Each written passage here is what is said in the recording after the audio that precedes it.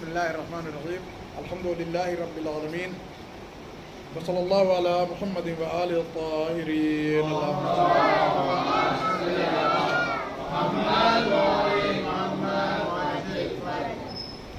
دیکھیے ہم لوگوں نے پانی کی ساری باتیں جو ہے وہ کر لی ہیں. پانی پینے کے آداب, کیسا پانی, کون سا پانی, کس پانی کو فضیلت حاصل ہے نا. پانی پیتے وقت کیا کہا جائے گا, پانی پینے سے پہلے کیا کہا جائے گا, پانی پینے کے بعد کیا کہا جائے گا, کن برتنوں میں پانی پینا ہے, کیسے پانی پینا ہے, پانی کی کیا حیثیت ہے, پانی کی کیا عظمت ہے, پانی کی کیا فضیلت ہے وغیرہ وغیرہ, سب جو ہے وہ ہم لوگ کیا ہے سب پہ جو ہے وہ تبصرہ کر چکے ہیں. آب زمزم پر, آب فرات پر, آب باران یعنی بارش کا پانی, حتیٰ آب کوثر, سب پہ گفتگو ہو چکی ہے, کچھ بچا نہیں تھا اس سلسلے میں. اب جو ہے وہ نیا باب ہے نکاح کرنے کے سلسلے میں. نکاح کے بعد جو ہے وہ ازدواجی زندگی, مباشرت کے احکام, اور جو ہے وہ بچوں کی پرورش و تربیت کے متعلق, اور جو ہے وہ فیملی کے ساتھ کیسے رہا جائے گا, اس سلسلے میں گفتگو. بسند ہے معتبر جناب امام جعفر صادق علیہ الصلوۃ والسلام سے منقول ہے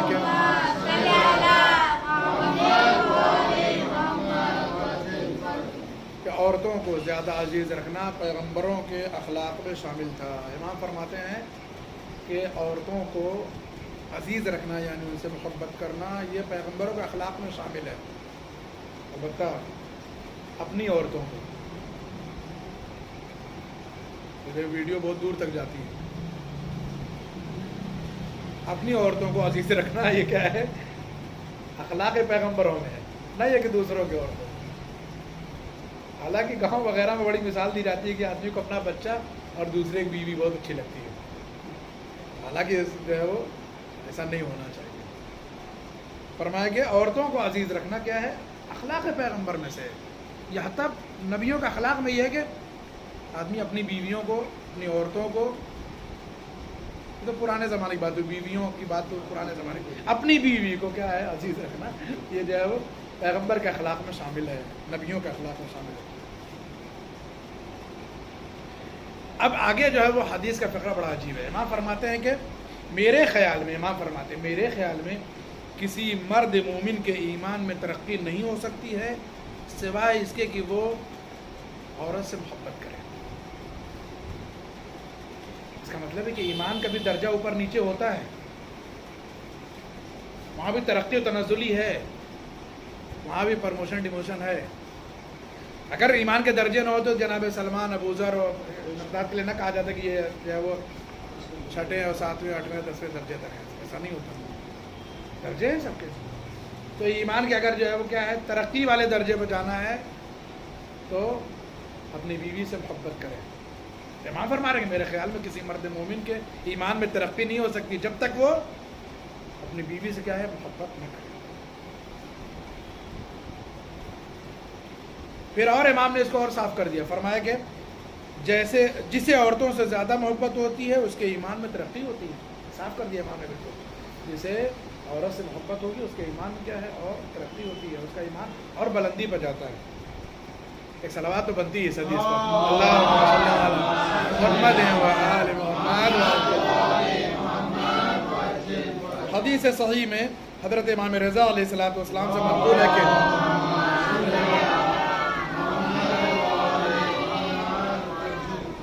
کہ 3 چیزیں پیغمبروں کی سنت میں شامل ہیں.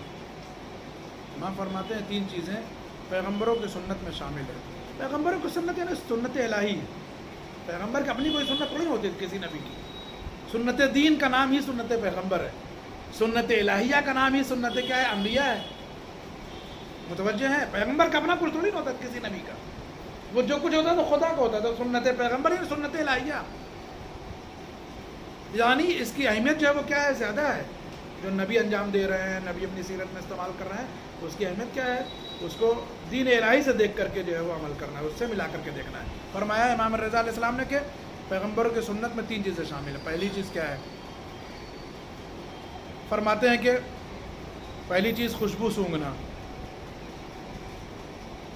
اللہ سلامت رکھے ہمارے باسط بھائی کو کہ ہر جمعے کو خطبے کے وقت جو ہے وہ عطر لے کر کے آ جاتے ہیں, اور جو ہے وہ ہمارے روشن علی بھائی بھی ہیں اور رضا علی بھائی بھی ہیں, یہ لوگ جو ہے کیا ہے خوشبو لگاتے ہیں. تو یہ بہترین کام ہے, یہ سنت پیغمبر ہے, انبیاء کی سنت میں شامل ہے, سنت الہی ہے. یعنی اس کو جو ہے وہ کیا اہمیت دی گئی ہے.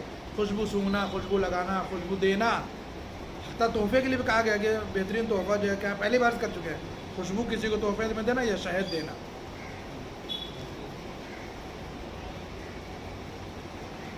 شہد کا وعدہ ہم کو یاد ہے. صلوات پڑھیے بر محمد اور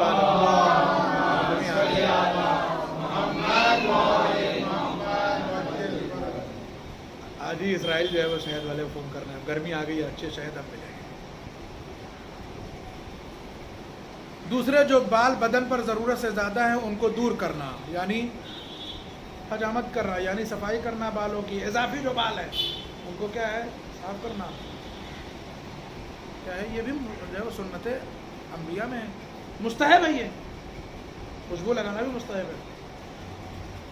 نماز کے وقت خوشبو لگا کر کے نماز پڑھنے کو بہت زیادہ تاکید ہے. ہم نے بہت سارے لوگوں کو دیکھا گھروں میں کہ ان کے جہاں نماز پہ عطر کی شیشی رہتی ہے، جیسے تسبیح سجدہ کا ویسے جو ہے عطر کی شیشی رہتی ہے. محمد علی بھائی متوجہ ہیں؟ بہت سارے لوگوں کے ہاں، علماء کے ہاں خاص طور سے ہم نے دیکھا ہے علماء کے جہاں نماز پڑھ کے تسبیح سجدہ اور تعقیبات کی جو نماز ہوتی ہے اس کے ساتھ ساتھ ایک عطر کی شیشی بھی رکھی رہتی ہے کہ جب آپ نماز کے لیے کھڑے ہو تھوڑا بنا. ایک بات اور دھیان میں رہے کہ پہلی بار کیا ہے کہ جب بھی خوشبو سونگھیے تو صلوات ضرور پڑھا کریے نا. آپ لوگوں کو یاد ہوگا جب بھی خوشبو سونگھیے تو پیغمبر کی جو وہ حدیث ہے کہ جب بھی کوئی شخص خوشبو سونگھے تو مجھ پر اور میری آل کے اوپر صلوات ضرور پڑھے. تیسری چیز تو پہلی کیا ہو گئی خوشبو لگانا. دوسرے اضافی بالوں کو جو ہے مثلاً جو ہے وہ داڑھی بنانا، مثلاً جو ہے وہ زیر ناف بال کو صاف کرنا، یہ سب مستحب ہے. اضافی بالوں کو صاف کرنا یہ سب مستحب ہے، بالخصوص روز جمعہ زیادہ تاکید ہے. انشاءاللہ ان سب باتوں کا بھی بیان آگے آئے گا. تیسرے عورتوں سے زیادہ مانوس ہونا اور ان سے زیادہ مقاربت کرنا. دو الگ الگ باتیں ہو گئی اسی ایک چیز میں. امام نے فرمایا کہ عورتوں سے زیادہ مانوس ہونا یعنی عورتوں سے زیادہ جو ہے وہ دل بستگی رکھنا، ان کو چاہنا، ان سے عشق کرنا، یہ مانوس ہونا ہے. یعنی اجنبیت نہ رہے میاں بیوی کے درمیان، اجنبیت نہ رہے،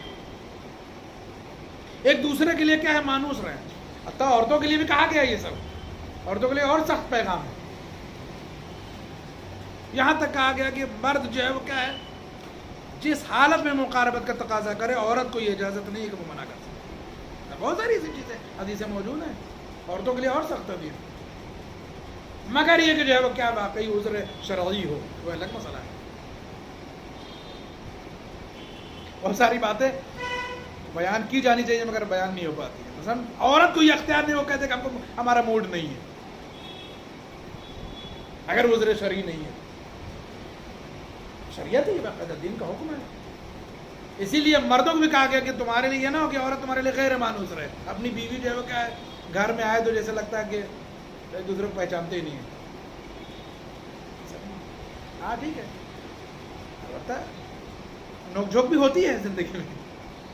یہ بھی ایک قصہ ہے میاں بیوی کی زندگی کا قصہ. یہ بھی ہے کبھی جو ہے وہ میاں کی بات بیوی کو پسند نہیں آئی، بیوی کی بات جو ہے میاں کو پسند نہیں آتی ہے تو ہو جاتا ہے، نوک جھوک بھی ہوتی ہے. لیکن وہ نوک جھوک کیا بہت طولانی نہیں ہونی چاہیے. اور اس میں جو دوسرا فقرہ ہے کہ ان سے زیادہ مقاربت کرنا بھی کیا ہے انبیاء کی سنت میں شامل ہے، یعنی زیادہ نزدیک جانا. اگر کوئی عذر شرعی نہیں ہے تو مرد اور عورت دونوں کو یہ حکم ہے کہ زیادہ سے زیادہ کیا ایک دوسرے کے ساتھ رہیں، ایک دوسرے کے پاس رہیں، مقاربت کریں، مباشرت کریں، دوری نہ رہے. شرعاً منع ہے کہ اگر کوئی آدمی، یہ بات پہلے بھی کسی بیان میں مجلس میں عرض کر چکے ہیں، کوئی آدمی جو ہے وہ اپنے وطن میں بھی ہے اور 4 مہینے تک اپنی بیوی کے نزدیک نہ جائے، شرعاً منع ہے.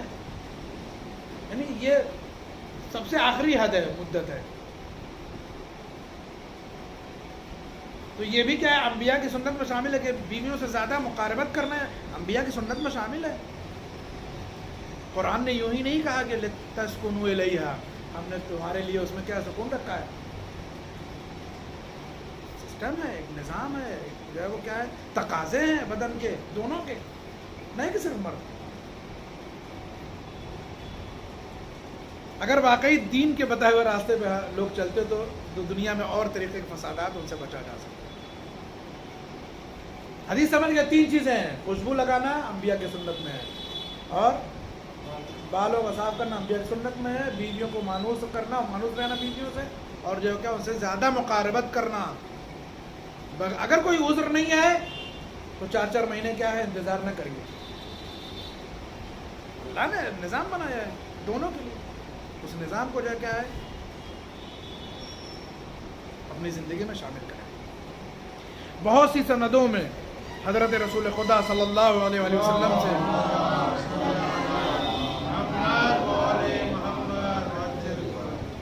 یہاں بھی رسول اللہ سے جو ہے وہ 3 چیزوں کو کہ منقول ہے کہ میں نے تمہاری دنیا میں سے عورتوں اور خوشبو کو پسند کیا ہے، اور نماز میری آنکھوں کی روشنی ہے، یعنی 3 چیز، نماز، عورت اور خوشبو۔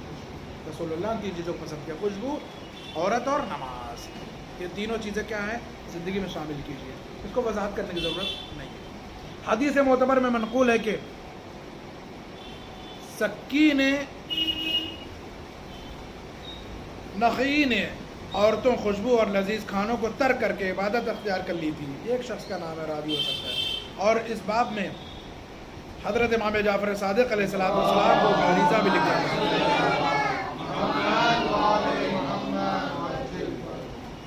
اس نے عریضہ لکھا ہے امام کو اس سلسلے میں، اور اس کے بعد جو ہے وہ امام سے دریافت کیا اپنے سلسلے میں۔ امام نے جو ہے وہ جواب میں لکھا کہ عورتوں کی نسبت جو تم نے دریافت کیا ہے، کیا تمہیں معلوم نہیں کہ حضرت رسول خدا صلی اللہ علیہ وآلہ وسلم کی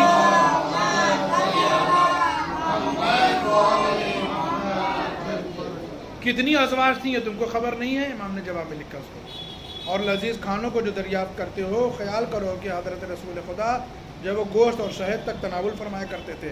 نیز حضرت نے یہ ارشاد فرمایا کہ جس شخص نے ایک عورت سے شادی کی، اس نے نصف دین کی حفاظت کی اور باقی نصف دین میں تقوی کی ضرورت رہی۔ یہ بھی فرمایا کہ تم میں سب سے بدتر مجرد لوگ ہیں۔ یہ بھی فرمایا کہ مومن کو کون کون سی چیز اس بات سے مانے ہے کہ وہ نکاح کرے، شاید اس سے خداوند تعالیٰ ایسا فرزند عطا کرے جو زمین کو کلمہ لا الہ الا اللہ سے زینت دے دے۔ یہ بھی فرمایا کہ جو شخص میری سنت کو درست رکھتا ہے، اسے چاہیے کہ نکاح کرے، اور جو میری سنت کا پیرو ہو یہ سمجھ لے خاصگاری زن میری سنت میں شامل ہے۔ حدیث ذرا طولانی ہے، اب اس کو جو ہے ذرا ہم وضاحت سے بیان کرتے ہیں۔ ایک شخص ہے جس کا نام ہے سکین نخعی، ٹھیک ہے، اس کا جو ہے وہ کیا ہے دور ہے چھٹے امام کا۔ اس نے کیا کیا کہ عورت سے دوری کر لی، خوشبو اور لذیذ کھانوں کو ترک کر دیا، اور جا کے جو ہے وہ عبادت کے مسلح پر بیٹھ گیا۔ خوب غور سے سمجھے، اللہ کی اطاعت اور عبادت میں مشغول ہو گیا، لذیذ کھانا چھوڑ دیا، خوشبو لگانا چھوڑ دیا، اور جو ہے وہ کیا ہے اپنی بیوی سے دوری کر لی، چلا گیا کہاں؟ اللہ کی عبادت میں اپنے آپ کو وہیں مشغول کر دیا۔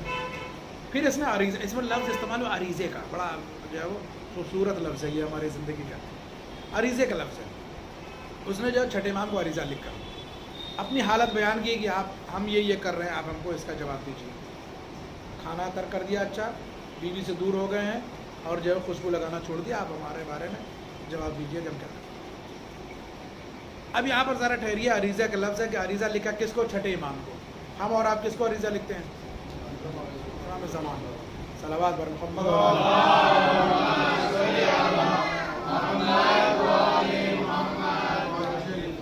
کب لکھتے ہیں؟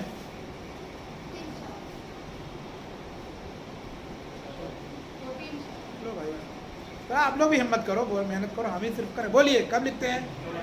15 شعبان کو۔ 15 شعبان سال میں کتنی بار آتی ہے؟ بس کتنی بار لکھتے ہیں نتیجتاً؟ صحیح کرتے ہیں غلط؟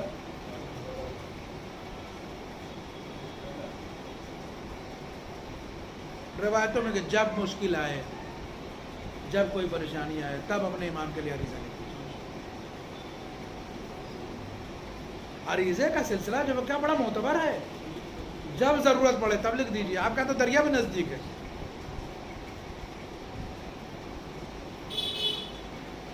اچھا چیز یہ بھی ہم ڈاؤٹ کلیئر کر دیں گے، ضروری نہیں صرف امام زمان کو لکھیے، کسی بھی امام کو لکھ سکتے ہیں، اس لیے کہ ہمارے ہر امام کیا ہے؟ زندہ ہے، حاضر و ناظر ہیں، ہم کو دیکھ رہے ہیں، ہے نا؟ حتیٰ امام حسین کے لیے بھی لکھ سکتے ہیں۔ یہاں ابوالفضل العباس کے بھی لکھ سکتے ہیں، حاجت لکھ کر کے۔ عریضہ لکھنے کا چلن کیا ہے؟ یہ ہمیشہ رہا ہے، یہاں بھی روایت میں عریضے کا لفظ استعمال ہوگا، عریضہ لکھ کر اسا۔ عریضہ جو ہے اپنے آرائے سے ہے، اپنی عرض سے ہے، اپنی جو ہے کیا ہے باتوں کو پیش کرنا ہے۔ ہم لوگوں نے مخصوص کر دیا صرف ایک دن سے، وہ بھی کتنے لوگ نہیں ڈالتے ہیں وہ بھی کتنے لوگ نہیں ڈالتے ہیں عریضہ، ہے کہ نہیں ہے؟ خلاصہ یہ ہے کہ اس حدیث کو سمجھنے سے پہلے یہ سمجھنا ضروری ہے کہ عریضہ کسی وقت بھی، کسی مشکل میں بھی، کسی دور میں بھی، کسی تاریخ کو بھی، کبھی بھی کسی بھی امام کی خدمت میں ڈالا جا سکتا ہے، اور اگر اپنے زمانے کے امام کی خدمت میں ہو تو اور بہتر ہے۔ ایک صلوات اور پڑھ دیجیے تو اور جو ہے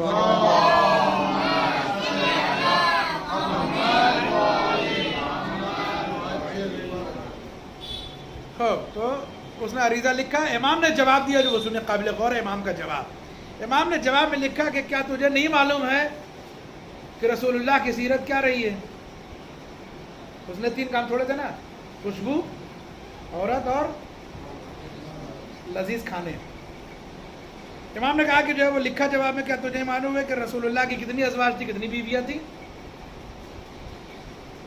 تو پہلا تو اس کو جواب مل گیا کہ جو عورت چھوڑا تھا اس نے۔ رسول اللہ کی جو ہے وہ کیا ہے اتنی بیویاں جو تجھے نہیں معلوم، کس لیے رسول اللہ نے رکھا تھا؟ اس کا مطلب ہے کہ عورت سے دوری مناسب نہیں ہے اور سیرت پیغمبر کے خلاف یہ کام ہے۔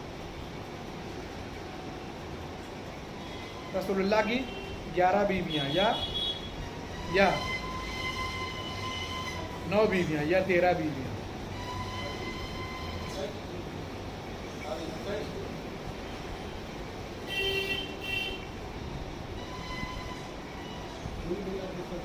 ہو سکتا ہے، بہرحال 1 سے زیادہ تھی، بہرحال 1 سے زیادہ تھی، ٹھیک ہے۔ اب اس وقت ہمارا موضوع بحث وہ نہیں ہے، وہ تاریخ میں نہیں جانا، ہمارا موضوع بحث ہے کہ ہم نے جواب دیا کہ تجھے نہیں پتا کہ رسول اللہ کی جو کتنی ازواج تھی؟ رسول اللہ تو دور نہیں رہے، اس کا مطلب تم دور ہو تو کیا ہے؟ خلاف سیرت پیغمبر یہ عمل۔ پھر امام نے فرمایا کہ لذیذ کھانوں کا جواب امام نے دیا کہ رسول اللہ تو جو ہے وہ گوشت بھی کھاتے تھے، شہد بھی کھاتے تھے، لذیذ غذا ہی، تو تم نے اپنے آپ کو لذیذ کھانوں سے دور رکھ کر کے خلاف سیرت پیغمبر عمل انجام دیا۔ اور اس کے بعد امام نے یہ بھی فرمایا کہ جس شخص نے، رسول اللہ نے فرمایا، امام نے فرمایا کہ رسول اللہ نے فرمایا کہ جس شخص نے ایک عورت سے شادی کی اس نے نصف دین محفوظ کر لیا۔ یہ خطبہ عقد میں بھی پڑھا جاتا ہے کہ جس نے جو ہے وہ نکاح کر لیا اس نے اپنا آدھا دین محفوظ کر لیا، اور آدھا دین کیا ہے؟ تقوی میں۔ امام نے اس کا حوالہ دیا ہے اس کے جواب میں۔ یہ بھی فرمایا رسول اللہ نے، امام فرما رہے ہیں کہ سب سے زیادہ جو ہے مجرد لوگ یعنی کنوارے لوگ، یہ حدیث آپ کے سامنے پہلے میں بیان کر چکے ہیں کہ جہنم میں سب سے زیادہ کنوارے لوگ جائیں گے۔ رسول اللہ کے اس بیان کا بھی یہاں پر امام نے حوالہ دیا ہے۔ مجرد یعنی کنوارے، معیل یعنی عیال والے، شادی شدہ، میرڈ۔ مجرد یعنی ان میرڈ،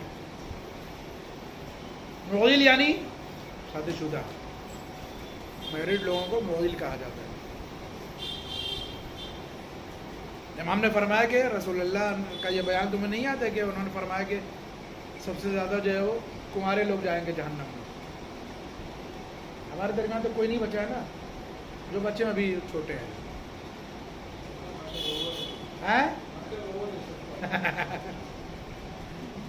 صحیح کہہ رہے ہیں۔ یہ بھی فرمایا کہ مومن کو کون سی چیز اس بات سے مانے کہ وہ نکاح کرے، شاید اس سے، یہ بڑی عجیب بات ہے۔ امام فرماتے ہیں کہ ایسی کون سی چیز ہے کہ جو ایک مومن کو اس کو نکاح سے دور رکھتی ہے۔ امام کو اس بات کا تعجب ہے کہ مومن کو کون سی ایسی چیز ہے کہ جو اس کو نکاح کرنے سے دور کرتی ہے، نکاح کرنے سے روک دیتی ہے اس کو۔ جبکہ امام فرما رہے ہیں کہ شاید اسے خدا بند تعالیٰ ایسا فرزند عطا کرے کہ جو زمین پر کلمہ لا الہ الا اللہ کو کیا ہے زینت بخشے، زمین پر کلمہ لا الہ الا اللہ کو وہ کیا ہے پھیلا دے۔ کتنی بڑی بات ہے کہ امام فرما رہے ہیں کہ بندے مومن کو نکاح کرنے سے کون سی چیز روکتی ہے، جبکہ ہو سکتا ہے کہ آدمی نکاح کرے تو اللہ اس کو ایسی اولاد دے دے کہ وہی اولاد اس کی جو ہے وہ پورے زمین پر کلمہ لا الہ الا اللہ کو پھیلا دے۔ سوچ سکتے ہیں کہ کتنا بڑا جرم ہے جو ہے وہ سارے اسباب فراہم ہونے کے بعد بھی اگر کوئی نکاح نہ کرے تو کتنا بڑا گناہ ہے یہ۔ ہم فرما رہے ہیں کہ جلدی نکاح کرو، ہو سکتا ہے کہ تم سے اللہ نے ایک فرزند کو لکھا ہو تمہارے وجود سے، کہ جو فرزند جو ہے وہ کیا ہے، اللہ کے کلمے کو پوری دنیا میں کیا ہے پھیلائے، تم ماننے ثابت ہو رہے ہو اس کام کے، نکاح نہ کر۔ اگر اسباب فراہم ہیں تو نکاح میں کیا ہے، جلدی کے لیے حکم دیا گیا ہے۔ اس سلسلے میں اور بھی بیان آئیں گے انشاءاللہ۔ یہ بھی فرمایا کہ جو شخص میری سنت کو دوست رکھتا ہے اسے چاہیے کہ نکاح کرے۔ ہم نے فرمایا کہ جو ہماری سنت کو فالو کر رہا ہے، جو مان رہا ہے، اسے چاہیے کہ نکاح کرے، جلدی کرے۔ اور جو میری سنت کا پیرو ہو، یہ سمجھ لے خاصگاری زن میری سنت میں داخل ہے، یعنی عورت کی خاصگاری، اس کے لیے جو ہے کیا ہے ہاتھ بڑھانا، اس کے لیے پیغام عقد دینا، یہ سنت میں شامل ہے۔ بہت ساری چیزیں ہم لوگ جو ہے وہ سوچنے سمجھنے میں گزار دیتے ہیں، کئی برس جو ہے وہ سوچنے سمجھنے میں نکال دیتے ہیں۔ اب یہ بات جو ہے وہ ہو سکتا ہے بہت آگے تک جائے، بہت لوگوں تک پہنچے گی، اس لیے یہ عرض کرنا ضروری ہے کہ بہت زیادہ جانچنے پرکھنے کی ضرورت نہیں ہے کہ ہمارے معیار کا ہے کہ نہیں ہے، ہم اصلی سید ہیں تو ہم کو جو ہے وہ اصلی سید ملنا چاہیے، یا ہم سید ہیں تو ہم کو سید ہی ملنا چاہیے۔ ائمہ سے بڑا جو ہے وہ سید کون ہے؟ اماموں سے بڑا سید کون ہے؟ اماموں کی سیرت میں تو جو ہے وہ ساری ازواج عموماً کیا ہیں، غیر سیدانی ہیں۔ اگر امام بھی سید ڈھونڈنے میں لگ گئے ہوتے تو اکثر ائمہ کے اکثر ازواج کے غیر سیدانی،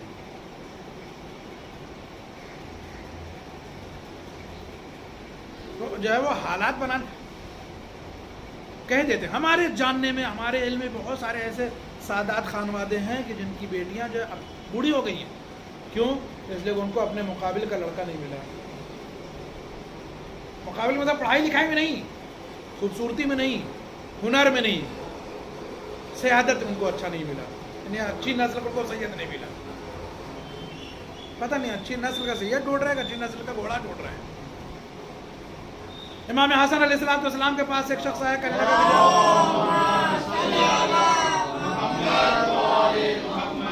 کچھ نہیں ڈھونڈنا، کیا ڈھونڈنا ہے؟ امام حسن کی زندگی کا یہ واقعہ معیار آیا، کہنے لگا مولا اپنی بیٹی کے لیے میں لڑکا ڈھونڈ رہا ہوں، بتائیے میں کیسا لڑکا ڈھونڈوں؟ امام نے فرمایا کہ صرف ایک چیز دیکھو لڑکے میں، دیدار ہے کہ نہیں ہے، مومن ہے کہ نہیں، ایمان ہے کہ نہیں اس کے پاس، دین ہے، بس کر دو۔ یہاں ایمان من نہیں ڈھونڈا جاتا ہے،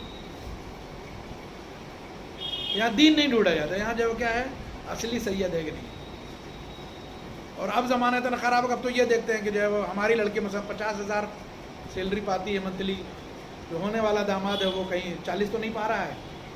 اب یہ دیکھا جاتا ہے، اب یہ بھی ایک مصیبت ہے کہ جو ہے وہ اب تو لڑکیاں منع کر دیتی کہ میری جو ہے وہ مثلا سیلری زیادہ ہے، میں جس سے شادی کروں اس کی سیلری کم، تو یہ کیسے ہوگی؟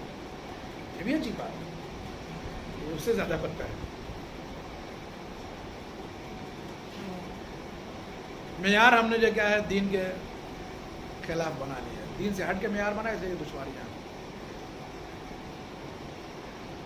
کوشش کریں کہ بچوں کی شادی دیندار لوگوں کے ساتھ کریں، متدین لوگوں کے ساتھ کریں۔ ٹھیک ہے، ہڈی کا، نسل کا، سیادت کا، اچھے خاندان کا اثر پڑتا ہے، بے شک پڑتا ہے، لیکن وہی ایک چیز تھوڑی نا ہے۔ مثلا اچھا سیدی ہو کے کیا کرے گا کہ جب جو ہے وہ بے ایمان ہو؟ مطلب میں سادات کے احترام کا قائل ہوں، میرے بہت سارے دوست سادات ہیں، وہ سنیں گے تو شاید فون کریں، کیا یار تم ایسے بیان دیتے ہو؟ یہ سچائی ہے کہ میں سادات کا بہت احترام کرتا ہوں، سیدوں کا، لیکن حقیقت حال یہ بھی ہے کہ ایک سید جو ہے مثلا ایمان سے دور ہو، دیداری سے دور ہو، تو معیار تھوڑی نہیں بنے گا۔ لیکن اگر اسی کے سامنے ایک پارسا، ایک پرہیزگار، متدین، متقی ہے، نہ ہو سید، اس کو بیٹی دی بھی جا سکتی ہے، اس کو داماد بنایا بھی جا سکتا ہے، اور اس کے یہاں بیٹی لی بھی جا سکتی ہے، اس کو کوئی حرج۔ اللہ ہم سب کو صحیح معنوں میں سیرت پیغمبر، سنت انبیاء، سنت الہی پر عمل کرنے کی توفیق عنایت فرمائے، ہم سب کو دین کی پابندی کی توفیق عنایت فرمائے۔ معبود ہمارے اعمال میں اخلاص اور ہمارے اعمال میں خلوص نیت مرحمت فرما، پروردگارہ ہمارے اعمال کو سرد قبولیت عنایت فرما، ہمارے امام کے ظہور میں تعجیل فرما، ہم سب کو ان کے مخلص اعوان و انصار میں شمار فرما۔ وآخر دعوانا ان الحمد للہ رب العالمین وصلی اللہ علی محمد وآلہ الطاہرین۔